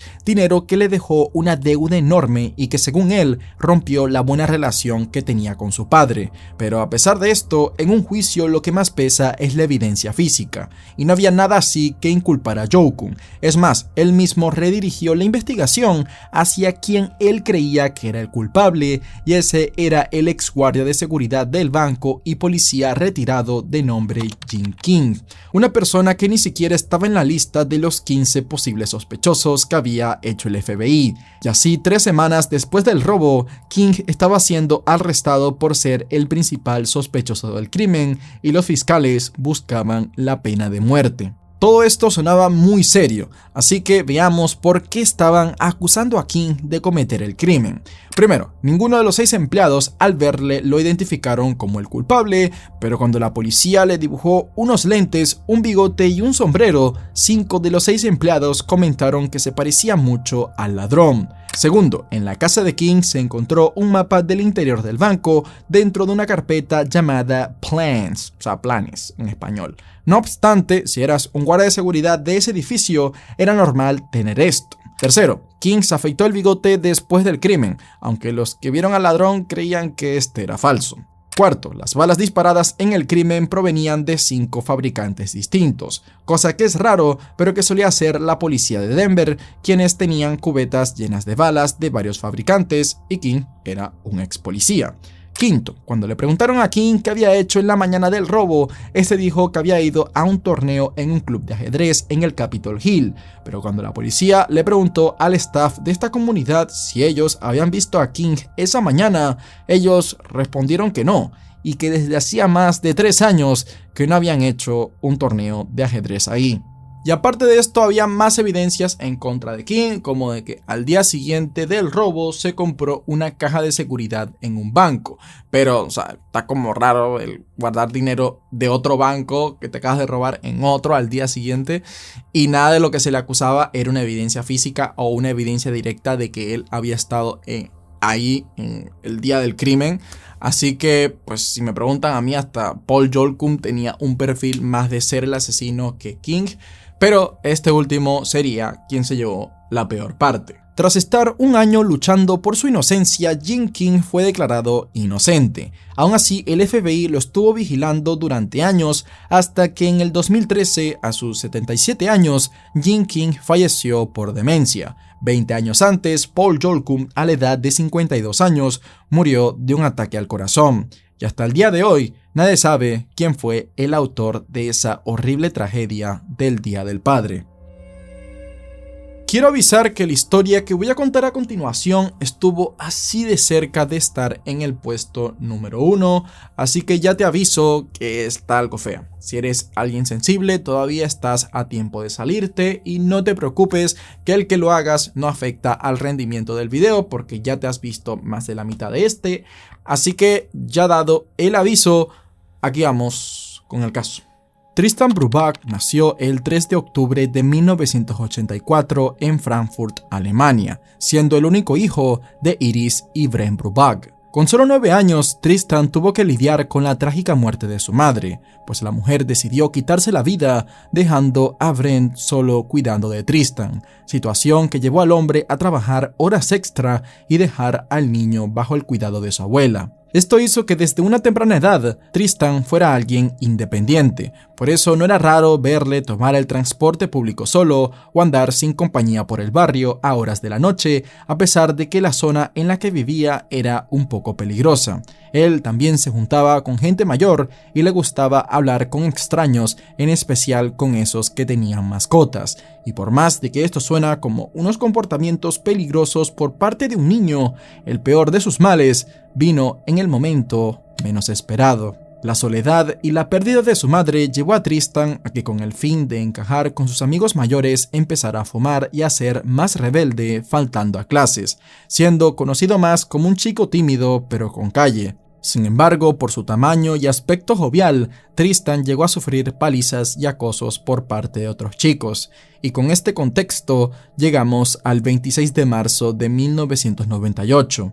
Era el último día de clases antes de las fiestas de Pascuas. Tristan, en su camino a la escuela, se encontró con un amigo llamado Boris y con este se la pasó un rato fumando cigarrillos antes de entrar a clases. Una vez en la escuela, Tristan se la pasó quejando de tener un dolor en la espalda por caerse de un árbol y le pidió a su profesora si podía salir un poco antes para ir a ver a un doctor. De esta manera, el joven de 13 años, a la 1:30 p.m., ya iba en el autobús de vuelta a casa. En ese camino de vuelta, su amigo Boris, que iba en otro autobús, trató de llamar la atención de Tristan desde la ventana. Y si tan solo Tristan lo hubiera visto, este pudiese haberse salvado, ya que no iba a estar solo, o a lo mejor los dos chicos hubiesen sufrido el mismo trágico final. A la 1:46 p.m., una cámara de seguridad logró ver a Tristan pasar por el frente de una tienda, pero la calidad de imagen era tan mala que no se pudo detallar el rostro de las otras personas que pasaron por ahí esa tarde. El niño fue visto por varias personas estando sentado en un banco completamente solo fumándose un cigarrillo, y la última persona en entablar una conversación con él fue una mujer que iba paseando a su perro, la cual dejó que Tristan lo tocara y jugara un poco con él. A las 5 p.m., cerca de un túnel popular de la zona, un grupo de niños que venía saliendo de la escuela se encontraron lo que parecía ser el cuerpo de un joven completamente destrozado. La sangre estaba por todos lados y los niños aterrados salieron corriendo de vuelta a la escuela para reportar lo que habían visto. El personal del colegio no les creía lo que les decían, ya que era de día y cómo alguien pudo dejar el cuerpo de un niño así en una zona tan concurrida como si nada. Sin embargo, la cara de terror de los estudiantes era tal que varios profesores los acompañaron al lugar del hallazgo, y ahí confirmaron que en efecto se trataba de un niño, el cual era imposible de reconocer, ya que sus heridas eran tal que esto parecía ser una escena de horror hasta para la policía. Los oficiales que llegaron ahí no dudaron que esto había sido la mayor brutalidad que se había visto en la Alemania posguerra. Y fue que tras ver una etiqueta en una bolsa, que la policía confirmó que este niño era Tristan Bruback. No sé cómo describir la escena sin que la plataforma me censure, pero bueno, ahí vamos. Quiero aclarar que todo es meramente informativo, ¿ok? Tristan fue golpeado y luego perdió el conocimiento por estrangulamiento.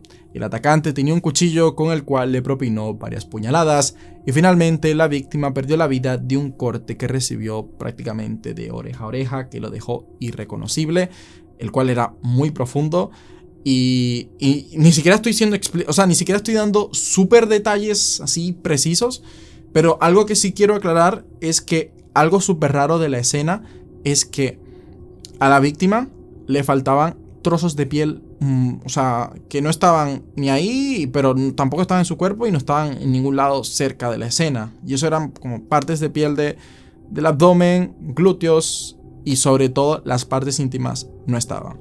Lo cual hizo creer que el atacante con eso intentó practicar canibalismo o algún tipo de ritual. El túnel Liederbach era un camino que tomaban varios chicos de la zona para ir más rápido al otro lado, pero a su vez este era algo tenebroso, ya que como puedes ver en pantalla es muy oscuro y se ve algo descuidado. Y 1 hora y media antes de encontrar el cuerpo de Tristan, 3 adolescentes que tenían planeado ir por este camino decidieron darse la vuelta y tomar otra ruta, ya que a un lado del túnel había un hombre el cual les dio una vibra muy tenebrosa. A su vez también había una joven que había visto a alguien por ahí con esas mismas facciones y con la información recopilada se cree que es un hombre blanco de entre 25 y 35 años de 1,73 de estatura y que tiene una cicatriz debajo del lado izquierdo de su nariz. El retrato hecho por la policía es este que estás viendo en pantalla. ¿Cómo es posible que en pleno día, frente a un parque en una zona concurrida, nadie haya visto nada? Pues aparentemente unos niños sí que vieron a Tristan mientras estaba siendo atacado a lo lejos, pero nadie asumió la gravedad del asunto. Se cree que al atacante le tomó 15 minutos hacer todo esto y que Tristan no fue su primera víctima. Y lo raro no paró aquí. Al día siguiente del funeral de Tristan, su padre recibió una llamada de un hombre que decía ser el asesino de su hijo, y acto seguido este empezó a respirar pesado hasta terminar la llamada, y la llamada que sí llegó a grabarse fue esta que recibió la policía. Christian Marder.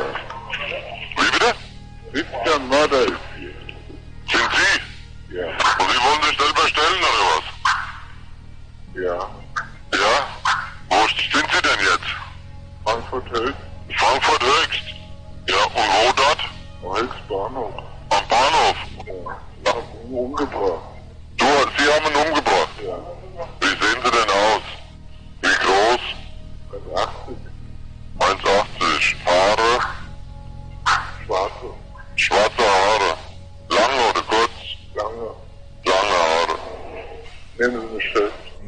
El rastreo de la llamada no sirvió de nada, ya que esta se hizo en una cabina telefónica en una estación de trenes, la misma a la que Tristan fue minutos antes de su muerte. Se cree que el asesino acá estaba bajo las influencias de sustancias y que dijo que medía 1,80 y que tenía el cabello oscuro para despistar a la policía. Este hombre también pudo haber sido un bromista, ya que tenía el acento local de Frankfurt. y es que justo un año después del crimen, en un bosque a 25 kilómetros de la escena, se encontró la mochila de Tristan.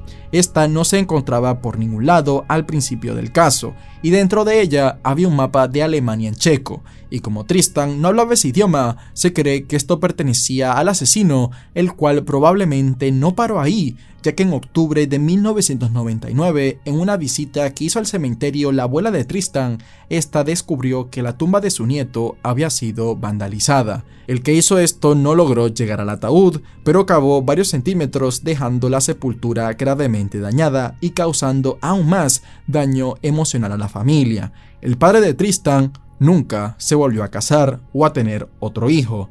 El hombre murió en el año 2014 sin poder ver justicia para Tristan. A diferencia de los otros casos sin resolver de los que les he hablado, en este no hubo ineptitud o corrupción por parte de la policía. Las autoridades alemanas lo dieron todo, buscando si una huella de la escena del crimen era igual a la de miles de hombres de entre todas las edades que buscaban. También se involucró al FBI y a la Interpol en la búsqueda de este asesino, el cual muchos creen que también es el mismo responsable de la desaparición de Madeleine McCann. Y es que lo más tenebroso de un asesino en Europa es que a este se le hace fácil moverse de país en país, y es muy probable que este hombre siga por ahí fuera hasta el día de hoy. En una noche de abril de 1981, en Keddie, California, la familia Sharp y varios de sus amigos se prepararon para dormir en la cabaña 28 del Keddie Resort Lodge, y lo que finalmente sucedió esa medianoche fue algo tan escalofriante que aún décadas después daría mucho de qué hablar. Y es que a la mañana siguiente, la hija mayor de la familia, Sheila Sharp, quien para su fortuna pasó la noche anterior en una cabaña aledaña perteneciente a una amiga, encuentra en la cabaña 28 los cuerpos sin vida de su madre, Sue Sharp, su hermano de 15 años, Johnny Sharp, y una amiga de Johnny de 17 años llamada Dana Wingate. Todos estaban en la sala atados con cinta y cables eléctricos. Había sangre en todo el lugar, hasta en las paredes y en el techo, demostrando la inmensa fuerza que había empleado el asesino para cometer esta atrocidad. El arma homicida parecían ser un martillo y 2 cuchillos encontrados en la escena. Sheila, al encontrar esto, se esperaba lo peor, ya que a sus hermanos, Rick de 12 años y Greg de 7, no los veía por ningún lado, así que abrió la puerta de uno de los dormitorios de la cabaña y ahí encontró a Rick y a Greg y un amigo de ellos llamado Justin Smart completamente ilesos. Pero a todo esto faltaba una persona más, y esa era su hermana Tina Sharp de 14 años, y desafortunadamente no había rastro de la joven ni dentro ni fuera de la cabaña. Sheila y la familia de su amiga no escucharon durante la noche ni un ruido proveniente de la cabaña 28, pero una pareja en la cabaña 26 comentó que a la medianoche se despertaron al escuchar lo que parecía ser un grito ahogado, y este a lo mejor vino de Sue Sharp, quien fue encontrada sin ropa de la cintura para abajo y le taparon la boca con su propia ropa interior. Además, tenía un disparo de un rifle de aire en la cabeza y toda la escena era horrible. Los cuchillos que usaron para cometer esto hasta llegaron a doblarse y los cortes en zonas como pecho y cuellos eran terribles.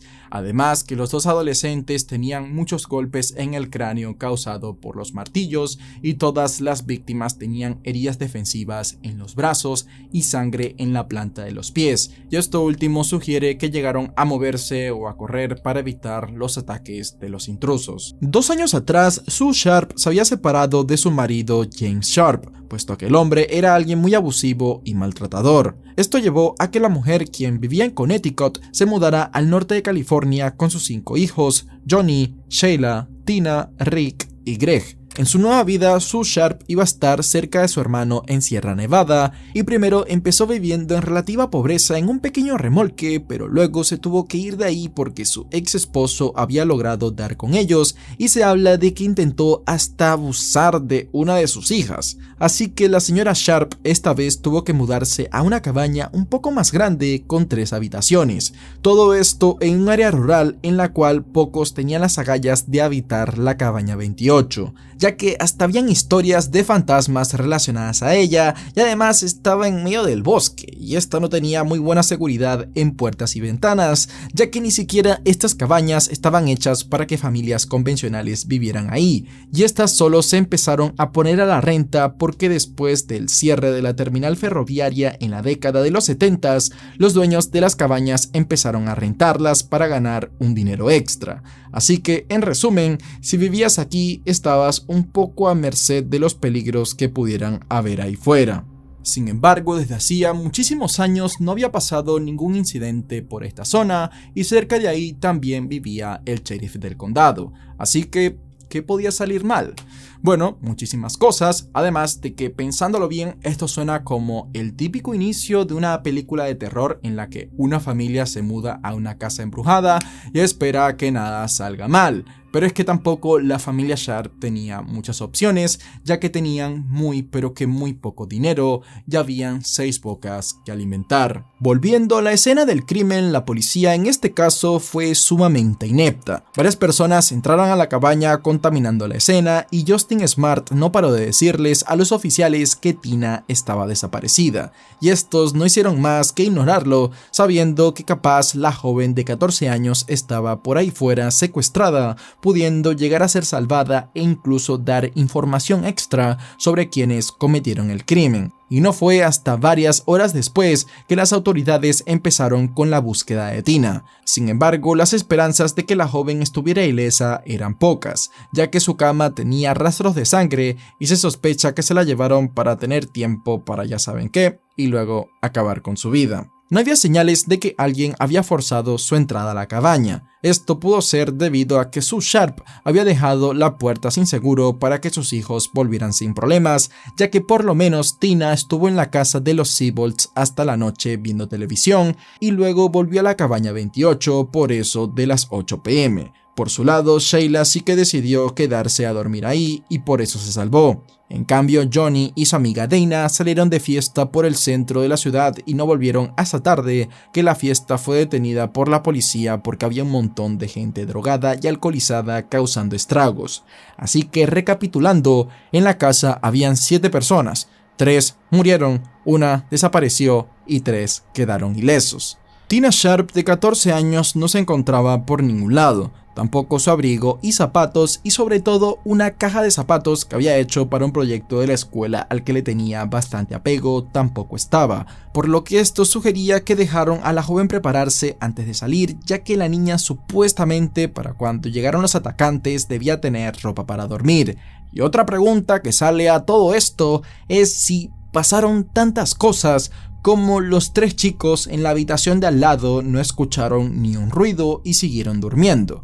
Bueno, esto en un principio se pensaba que era así, pero luego Justin Smart, el chico de 12 años que era amigo de la familia que se quedó a dormir con Rick y Greg, dio unas declaraciones bastante controvertidas. Primero dijo que no recordaba nada. Luego dijo que había como que soñado con los eventos, o sea, como que recordaba pedacitos de lo sucedido, y luego dijo que en realidad los había presenciado, pero que no recordaba mucho. Esto pues es algo confuso, pero sí es creíble, ya que por ejemplo Sheila, quien fue quien se encontró con los cuerpos, no recuerda mucho lo que vio y ni recordaba si había gritado y que había pasado minutos después del hallazgo. Vecinos también discrepaban con lo que ella decía y ella efectivamente sí fue quien se encontró con los cuerpos. Es decir que hay personas, y sobre todo si estas son niños, que eventos así de traumáticos sus cerebros tratan como de olvidarlos para evitar un trauma mayor. Así que viendo que Justin había sido el único posible testigo directo del caso, el chico fue sometido a hipnosis por la policía. Él en eso comentó que mientras estaba viendo televisión con Rick y Greg, abrió la puerta de la habitación y vio cómo Sue estaba discutiendo con 2 hombres, uno con bigote y el cabello corto y otro con el cabello largo y el rostro afeitado. Ambos llevaban lentes y también comentó que el ambiente estaba tenso, pero que luego cuando Johnny y Dana volvieron a casa, las cosas empezaron a calentarse y empezó la violencia.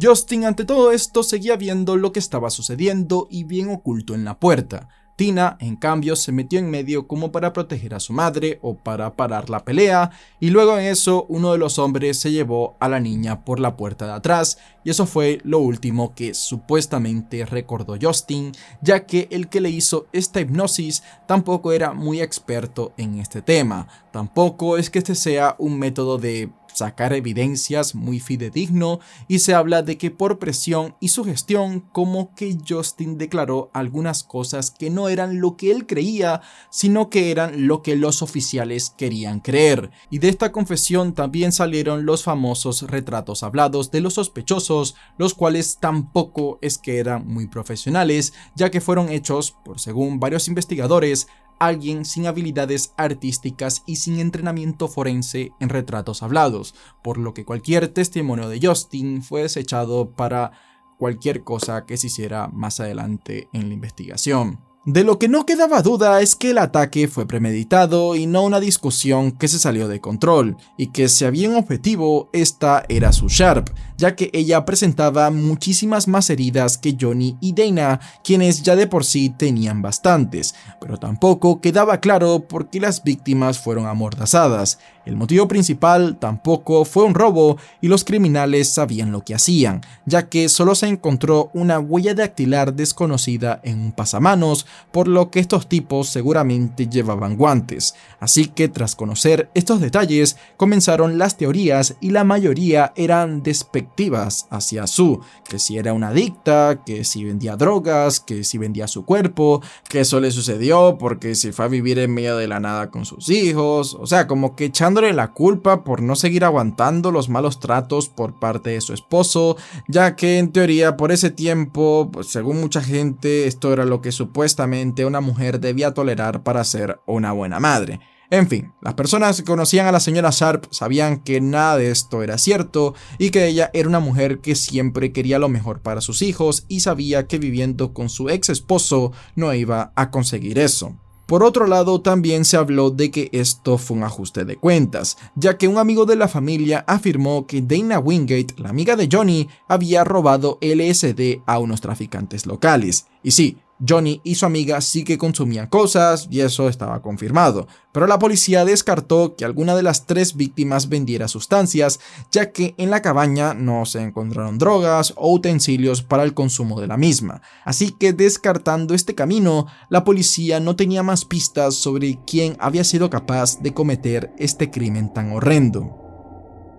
Pasaron 3 años y la policía no tenía ni idea de quién podría haber asesinado a los Sharp y dónde podía estar la chica de 14 años que desapareció sin dejar rastro. Y esto fue así hasta que el 22 de abril de 1984, a más de 100 kilómetros de distancia de la cabaña 28 en otro condado, un recolector de botellas llamó a la policía diciendo que había encontrado restos humanos. Y nada más llegaron los primeros agentes, ya se sospechaba que estos eran los restos de Tina, y en efecto ahí estaban parte de los huesos de la joven. Lo raro es que alguna información dice que Tina había muerto como aproximadamente hacía unos 7 meses, por lo que me está diciendo que Tina pasó más de 1 año con vida secuestrada y nadie supo nada. Pues bueno, sí que al parecer se había dado una pista, y es que Martin Smart, el padrastro de Justin, quien vivía bastante cerca de ahí, había reportado que un martillo se había desaparecido inexplicablemente de su casa la noche del crimen, y Marilyn, su esposa, afirmó que se encontró la chaqueta manchada de sangre de Tina en el sótano de su casa, y esta de inmediato se la entregó a la policía. Sin embargo, no existen registros oficiales de que ella hizo esto. Marilyn Smart hasta años después ha confirmado esta versión de los hechos, y no se explica qué hizo la policía con la supuesta chaqueta de Tina, lo cual ponía a su esposo Martin como el posible culpable, y este había estado fuera de casa esa noche del crimen, por lo que la policía interrogó al hombre, y este en su primera declaración dijo que él pasó esa noche junto a John Bouvid, un amigo que había hecho hacía unas semanas atrás en un plan de salud mental para veteranos de guerra, pues ambos habían ido a la guerra de Vietnam y estaban recibiendo tratamiento para lidiar con el estrés postraumático. Él comenta que esa noche él, Su esposa Marilyn y John Boovid decidieron ir a un bar cercano, pero que antes fueron a buscar a Sue Sharp, ya que, según Martin, Boovid estaba interesado en ella. Pero cuando la fueron a buscar a su casa, Sue les dijo que no quería ir, así que solo los tres fueron al bar. Una vez en el local, Martin furiosamente empezó a quejarse por la música que estaba sonando, y Marilyn, viendo que su esposo estaba armando un show por algo estúpido, decidió volver a su casa por eso de las 11 p.m. En cambio, Martin y Boovid supuestamente siguieron tomando hasta que cada uno se fue a su casa. Tanto Martin como Boovid fueron sometidos a pruebas de polígrafo sobre qué hicieron esa noche, y la policía luego determinó que ambos eran inocentes. Pero eso no le quedaba para nada claro ni a la misma Marilyn. Curiosamente, al día siguiente a los asesinatos, Marilyn y Martin se separaron. La mujer comenta que Martin era muy agresivo y abusivo. El tipo estaba muy obsesionado con la Biblia y predicar sobre la moral, cuando a la vez le pegaba a ella y a su familia y era un mujeriego. Una vez, tras una discusión con su padre, este se hizo con un equipo para fabricar bombas y destruir su casa.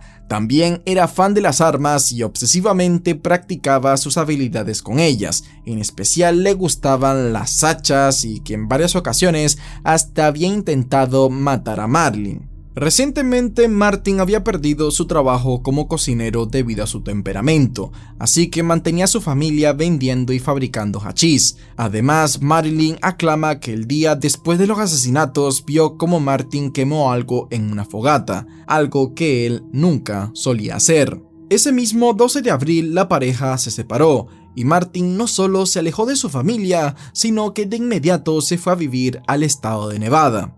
Ahora vamos con los motivos que en teoría podrían hacer que Martin asesinara a los Sharp. Primero, al parecer Sue estaba aconsejando a Marilyn para que dejara a su esposo, pues ella también venía de una relación abusiva y quería ayudarla a decirle que el divorcio no era el fin del mundo, cosa que no le gustó para nada a Martin. La otra teoría viene de que Sue y Martin tenían una relación, pero esto tampoco tiene mucho sentido, ya que hasta Sheila lo desmintió. Así que para mí la teoría que tiene más forma es que sí, Martin era un mujeriego y él quería tener algo más con Sue y además estaba molesto con ella, y el estar borracho y el que la mujer negara a salir con él al bar esa noche le molestó mucho, ya que algunos dicen que él invitó a Sue a salir al bar no por su amigo Boovid, sino para disfrutar él mismo. Además, el hombre odiaba a Johnny y eso estaba clarísimo por muchos, y supongo que esto era porque Johnny era alguien rebelde y también estaba en el mundo de las drogas, así como su amiga, o puede que también los motivos hayan sido una mezcla de todo. El que Martin sea culpable también explica por qué su hijastro quedó con vida, y las pruebas en contra de su cómplice John Boovid vienen más por el pésimo interrogatorio que le hizo a la policía y las grandes discrepancias que hubo en todo el caso. Boovid le dijo a los agentes que trabajó como policía en Chicago por 18 años y que se retiró luego de que le dispararan en servicio. Esto era una mentira gigante, que por meros registros de la policía se podía certificar. No es que el tipo dijo que comía espinacas desde hace 18 años, sino que viendo directamente su supuesto historial en la policía, esto se podía saber. Además que con eso también pudieron haber sabido que Boovid era un ex convicto. El sospechoso también mintió en el por cuánto tiempo vivió en Keddie, añadiéndose 2 semanas de más. Además dijo que no conocía de nada a Sue Sharp, cosa que contradecía el detalle que dio Martin Smart de que supuestamente Boovid estaba interesado en Sue y que pasaron por su casa para ir al bar. Y por si no fuera suficiente, Boovid dijo la extraña mentira de que Marilyn Smart era su sobrina y que ella estaba despierta y que los vio regresar a él y a Martin cuando regresaron del bar por segunda vez.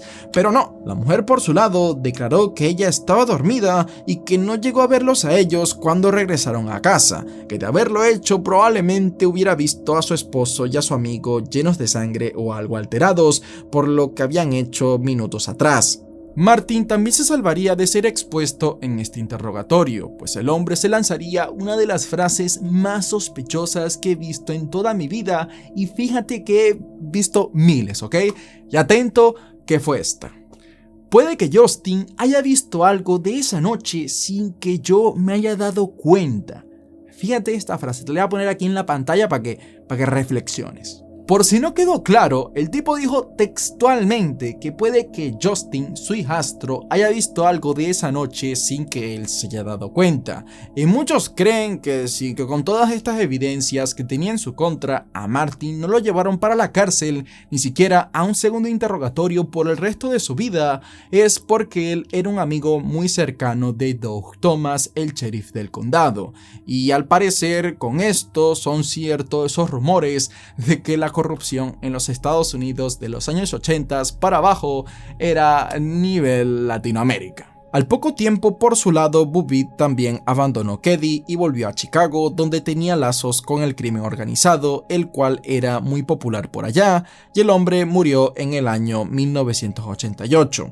En cambio, las pruebas en contra de Martin no pararon. Primero, el hombre, una vez en Nevada, le envió una carta a Marilyn que decía, y cito: "He pagado el precio de tu amor y ahora lo comparé con la vida de 4 personas". Pese a todas estas evidencias, se pensaba que el caso iba a ser abandonado en el año 2004 tras la demolición de la cabaña 28, y es que la historia se había hecho tan popular que varias personas la visitaban como si fuera un museo, pero aún así, en el año 2013, el investigador Mike Gamber, junto con el nuevo sheriff del condado, reabrió el caso. El hombre declaró que insólitamente la policía fue consciente de esta carta que envió Martin poco después de los asesinatos a su ex esposa y que aún así ni siquiera se molestaron en volverlo a interrogar. Gamber también interrogó al psicólogo de Martin en Nevada y este confesó que una tarde Martin le preguntó: "¿Alguna vez has escuchado de los asesinatos de la cabaña en Keddie?", a lo que el psicólogo le dijo que sí, y Martin respondió: "Bueno, yo asesiné a la mujer y a su hija, pero no tengo nada que ver con los otros dos". El psicólogo le preguntó por qué lo hizo, y Martin respondió que desde hace una semana él estaba seguro que Sue Sharp estaba aconsejando a su esposa para que se divorciara de él, y que ella era la responsable principal de que Marilyn tuviera ese comportamiento tan rebelde en contra suya. Y el hombre aclaró que también mató a la niña porque ella lo había presenciado todo y no podía dejar testigos. Se supone también porque su compañero no iba a dejar pasar esto. Y por último, el psicólogo recuerda que a Martin se le puso una sonrisa en la cara cuando este comentó cómo se libró de la policía y se burló de la prueba del polígrafo, aclamando que eso no servía y que por esa idiotez la policía lo dejó en paz. El psicólogo le confirmó a Gamber que él antes le había confesado esto a la policía, pero una vez más estos volvieron a ignorar una prueba en contra de Martin, aunque no queda claro cuándo el psicólogo hizo esto, ya que algunas fuentes hablan que fue una vez Martin murió, que nuevamente algunas fuentes dicen que fue en el año 2000 y otras en 2006. Sin embargo, las investigaciones de homicidios nunca expiran y aún así a Martin no se le ha culpado por los asesinatos, a pesar de que en un documental en 2008 Marilyn rectificó que ella cree que Bubbitt y Martin son los culpables, pero tanto Gamber como el sheriff actual siguen sin estar seguros, ya que en el 2018 se le hizo una prueba de ADN a una cinta encontrada en la escena del crimen